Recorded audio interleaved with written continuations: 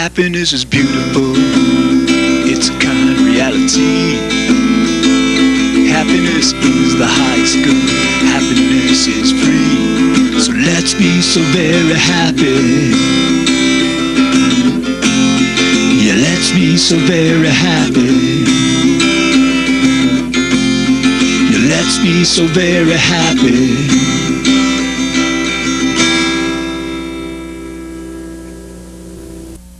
Welcome to the Happiness Show. This is George Ortega. I'm here with Lionel Ketchian, and we're here to talk about happiness, because happiness is, always has been, and always will be the point of it all. Okay, today we have back with us again Susan Collette, who's the owner of Balanced Body and Fitness Trainers, and today Susan's going to be talking to us about happiness and confidence. Okay, Susan, let's start out with your idea of how positive reinforcements are important to confidence and then happiness. Yes, by the way, George and Lionel, thank you for having me back. It's a pleasure. Well, as children, we receive positive reinforcements from either our parents, our teachers. If we were to complete a project, draw a picture, whatever it may be, we're usually given either a treat of some sort or a verbal "that's wonderful." As an adult, how often do we give ourselves positive reinforcements? And just think of how hard we work on projects to complete them. And I feel as adults, this is an important part of what we should do in our lives. So once we complete a project, I believe it's important that we tell ourselves that we did a wonderful job, and also maybe treat ourselves in a good way.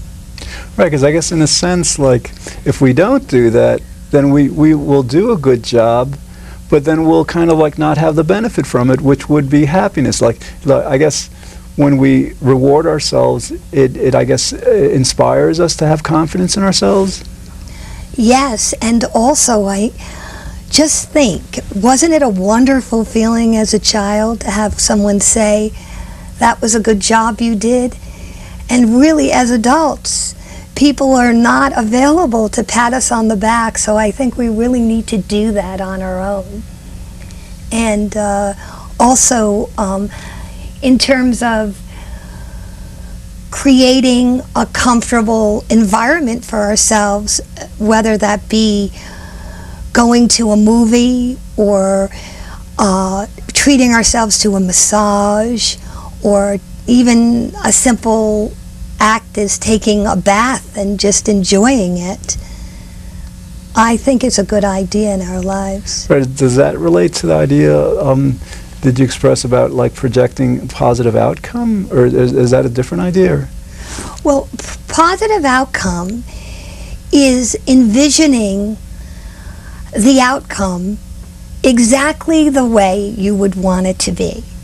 So, an example, before I arrived here on the show, I actually envisioned the outcome of me speaking and feeling wonderful and this show being a success for me. So, I believe that that projects into our subconscious, and that we will indeed have a better performance by projecting our positive outcome before the actual act is performed. Okay, then how does that create the confidence? Well, if we feel good about ourselves and we're happy with our outcome, then we are more confident people. So there's a direct correlation between projecting a good outcome, happiness, and confidence. So then we become confident, I guess, in our future, because we're envisioning it, like you say, and we're actually creating it in that way. Exactly. Great. Okay, let's see. Now, you've also spoken about how confidence can be gotten by the self-esteem. Creating positive self-esteem is very important to confidence. Yes, well, I believe that a healthy body and mind lends to a happier person and a more confident person. And whatever it may be, if we're going to perform an exercise for the day, opposed to sitting on the couch, what kind of accomplishment and self-esteem do we feel sitting on the sofa watching TV, opposed to maybe getting out on a track and jogging or walking a few miles? It's a greater accomplishment, and in turn we feel greater self-esteem. And this affects how we react to other people in our relationships, in our everyday activities. And it also goes back to that reward. So maybe also after we complete this, we can talk a bit more about rewarding ourselves some more. Well, I've got to tell you, Susan, that after I heard what you just said, tonight, after I have dinner, I'm not going to sit on the couch. I mean this. I promise myself I'm going to get up and go out for a walk, maybe walk a few miles. And that'll be my reward, too. And I mean that. It won't be like a punishment or, oh, I got to do this, because I'm planning to do it. But when I heard you say this, it sort of reinforced the idea that I want to do this. And I think talking about it helps it become an easier transition, because let's face it, all good thoughts need action. And I could find myself sitting on the couch, never, it's easier to sit on a couch. Yes. Well, going back to rewarding ourselves, you see, for a guy like yourself, Lionel, you probably, I don't know what sport you're interested in. What sport are you interested in? Is chess a sport? Oh, that would be fine. That would be fine. So, say you did go out this evening and take a walk. Mm-hmm. What you could do is actually treat yourself to sitting on the sofa and watching a program on chess. That would be your reward, since you so enjoy that. And I'm sure walking would create better self-esteem and a more euphoric feeling because you've accomplished this task, and then you could reward yourself. Well, what I was thinking is that the walk would be a reward, and I mean that, because it's the initial inertia of breaking, I guess, the habitual, not doing what you could be doing, not even should be doing. So for me, going on the walk really does build confidence and self-esteem. I do feel better after walking. It's better for me. And maybe it's just having, for me, it's listening to you, and for people, tuning in, it's listening to us talk about it, and that may be the difference. This is maybe what we all need, positive reinforcement, as they say. I mean, that's what you're giving me, and for me, the walk will be rewarding in itself. It really will be, because that's what I want to do. I want to encourage myself to do that more and more, and not only tonight, but tomorrow night and the night after that, and, on and on. Well, good. I'm glad to hear that. Me being a fitness trainer and nutritionist, I always feel that if we are healthy, then we should be happy. That's always been my motto. Again, going back to this reward, and I usually like to call it playtime, because as children, as I said, if we performed an act that was positive and our parents thought we deserved a treat, they would either buy us an ice cream, whatever it may be, let us stay up later to watch a television program. It was part of, or go to a park, part of most of our life was playtime. So as adults, how often do we really give ourselves true playtime? There's an old adage, we don't stop playing because we grow old. We grow old because we stop playing. And so I try to play as often as I can in my life. That's great, and I guess play is a kind of reward. It's kind of like You know, it's we're doing what's going to bring us pleasure and happiness, and we're incorporating it into our activity. And I guess tying it into the idea of confidence, I guess that helps us to be confident, because a lot of times, you know, our confidence might be diminished because we do things, and if they're not rewarded, then we kind of feel apprehensive. We say to ourselves, well, you know, why should we do things if we're not going to feel the reward? And when, as you say, when we reward ourselves by playing, by doing things that we like, by just rewarding ourselves in different ways, that'll inspire confidence for us to do what we want to do, because we know that there will be a reward there. We'll know there will be a meaning and a reason to it. This is so true, George. Okay, Susan, we were talking before also about the idea of that there's a connection between karma and confidence. Yes, well, I believe these were your words, George, when we had a brief conversation on this subject, that we have a predestined, prearranged assignment in life. People have different drives and different goals. And I also feel this has a good deal to do with relationships and miscommunication. I'll give you an example.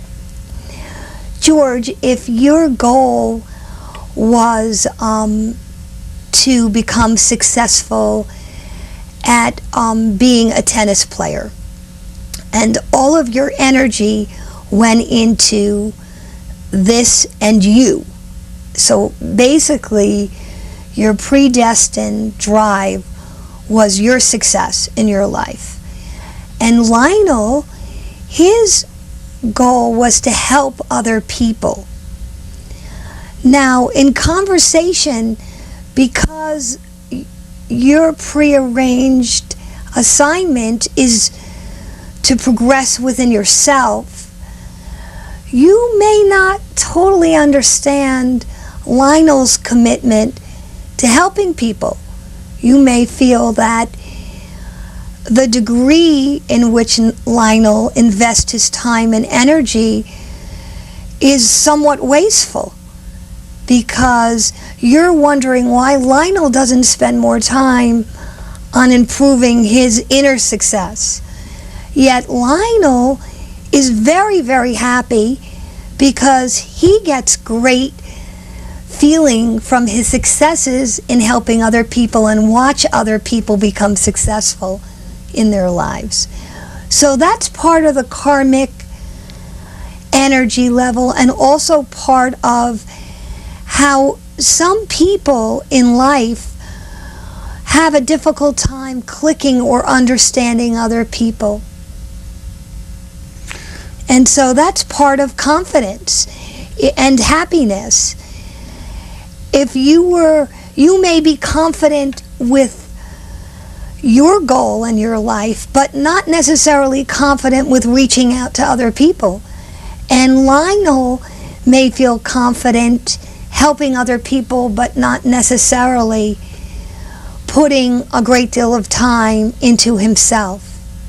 So in a sense, our karma, our predestined ways are going to determine how we reach our confidence. You know, for Lionel, in your example, it would be in a different way than for me, because of our different karmas.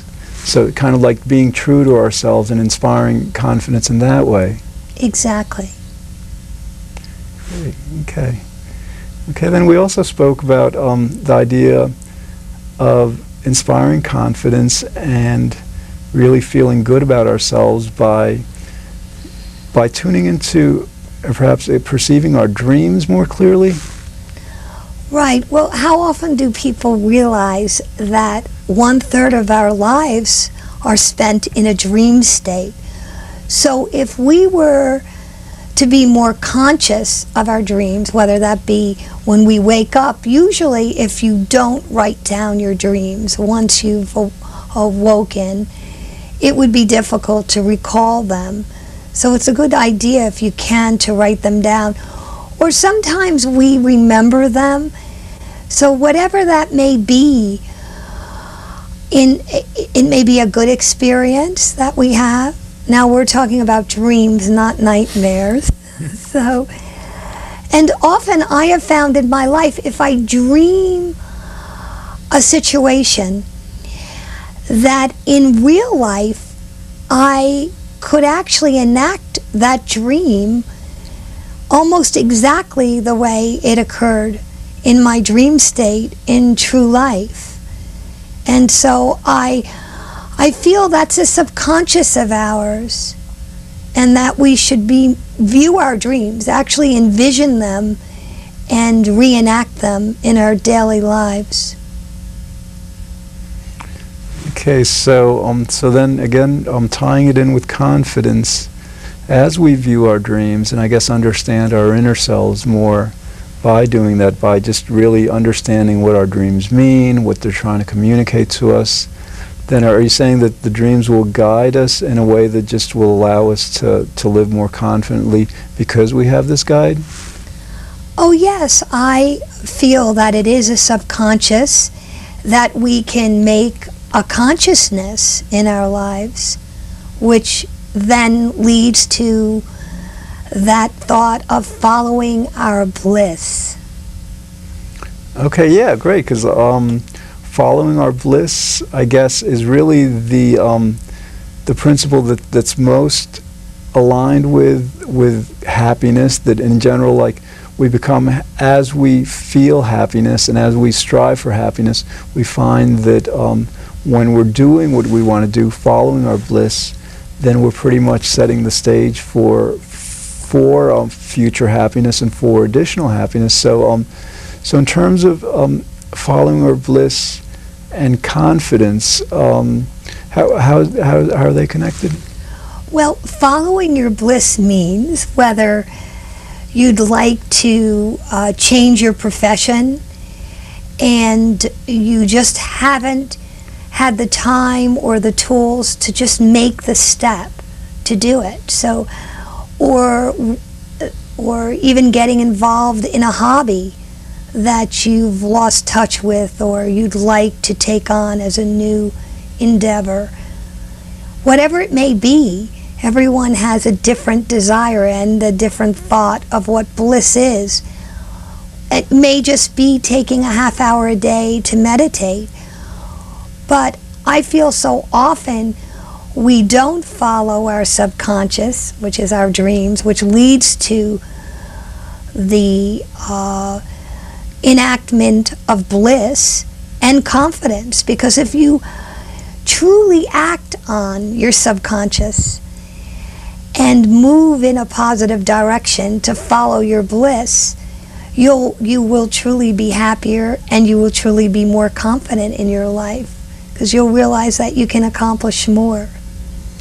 Okay, so like it seems like we can access confidence in many different ways. You know, you've outlined about 6 or 7 of them. Then the question becomes, of these different ways, which do you feel are most principal, most essential to our confidence and then our happiness, and why is that? Well, I feel that all these factors are equally as important. You can't just pull one denominator out and say, oh, you know, this is going to work better than the other. Because basically my overall view is, if you're healthy, you should truly be happy. Yet, we're often very complex people, and we need to motivate ourselves in daily life so that all these other aspects, rewarding ourselves, viewing our outcome as being positive, creating self-esteem in simple actions, and meaning a walk, a jog, whatever it may be, following a good nutritional program, and then moving into our subconscious of dreams, and then following our bliss. Okay.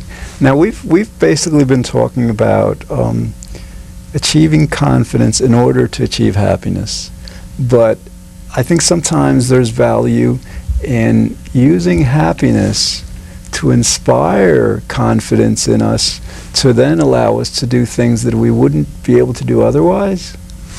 Exactly. If you are sitting at home extremely depressed and unmotivated, how happy do you normally feel? Not very. But if you are creating momentum in your life and taking care of yourself in a good sense, exercising, viewing your dreams and following your bliss, it's inevitable that you'll be happy in your life. I always thought that happiness was one of the best self-esteem programs that exists, because if you really want to increase your self-esteem, the happier you get, the more naturally you're going to feel better and better.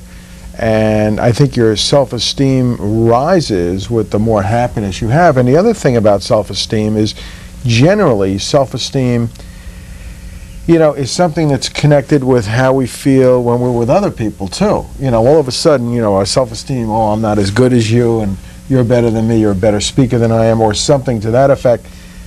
But with happiness, there's a certain aspect of friendliness. And friendliness is non-competitive. So your self-esteem could rise because I want to be with you, and I want to spend time here while I'm with you. And all of a sudden, your self-esteem is a function of happiness because, again, the happier you are as a person, a human being, the more self-esteem you seem to express. So I think it's the best improvement program there is. I agree with you, Lionel. You know, it just dawned on me. We've been talking about happiness, or about confidence, particularly for about 20 minutes or so, and I'm not sure we've really explored exactly what confidence is. I mean, what is it that makes confidence confidence? Not being afraid to fail or fall on your face. That's certainly, you know, take the fear of failure out, and you've got confidence. Well, that certainly is an important aspect. My idea is endless possibilities, knowing that we can attain anything we would like in our lives, and feeling confident with the thought to go after them.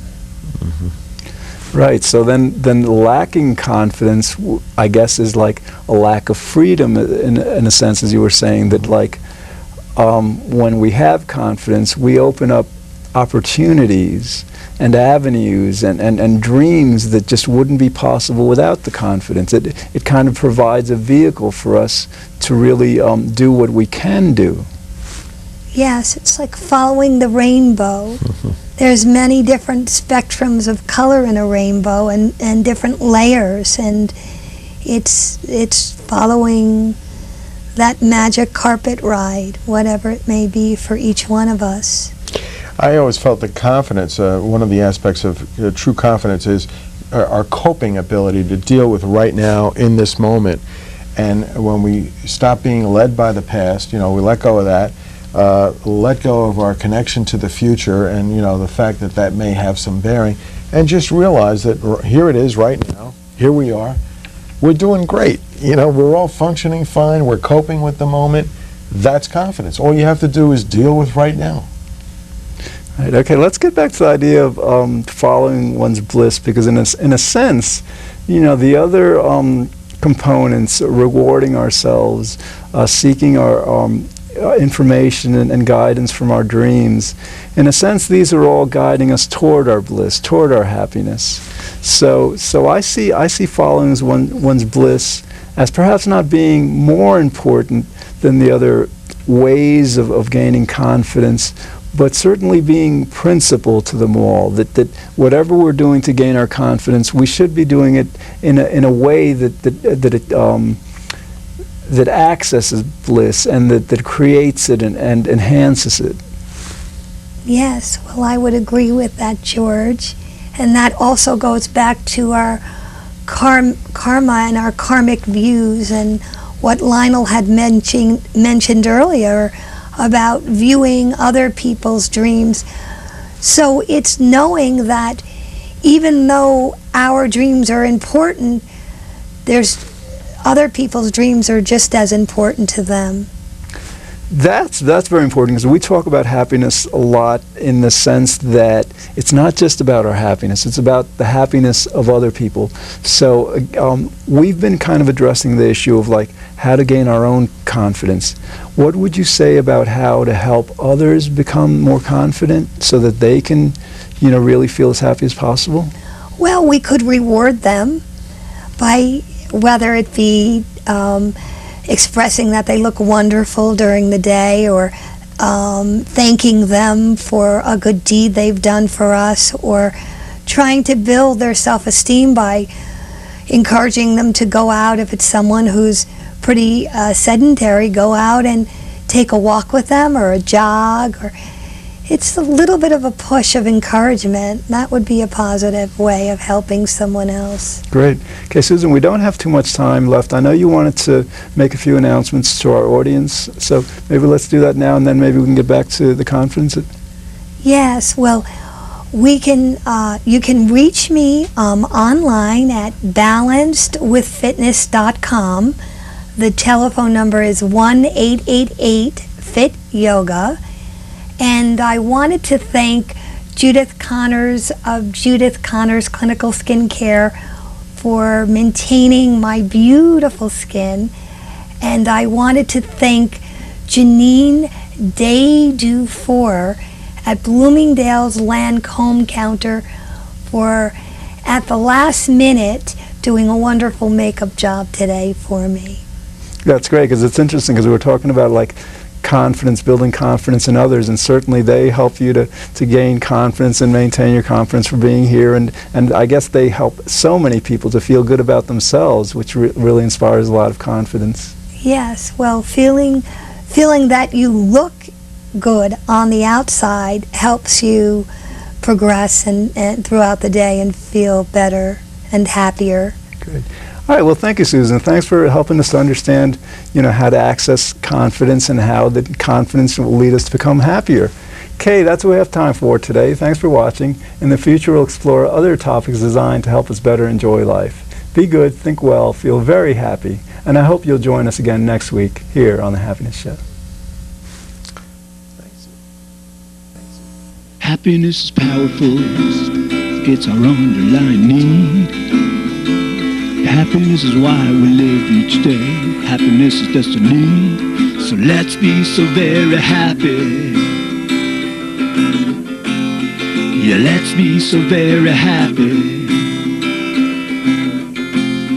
Yeah, let's be so very happy.